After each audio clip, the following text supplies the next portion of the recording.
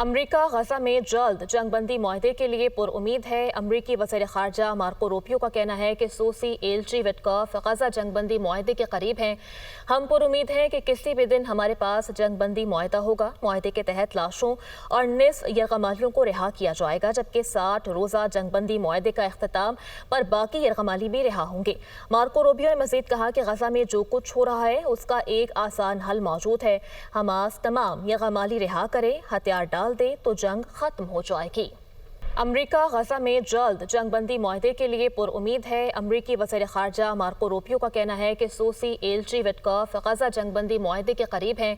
हम पुरउम्मीद हैं कि किसी भी दिन हमारे पास जंगबंदी मुआहदा होगा। मुआहदे के तहत लाशों और निस यरगमालियों को रिहा किया जाएगा, जबकि 60 रोज़ा जंगबंदी मुआहदे का अख्तिताम पर बाकी यरगमाली भी रिहा होंगे। मार्को रूबियो ने मज़ीद कहा कि गजा में जो कुछ हो रहा है उसका एक आसान हल मौजूद है। हमास तमाम यरगमाली रिहा करे, हथियार डाल दे तो जंग खत्म हो जाएगी।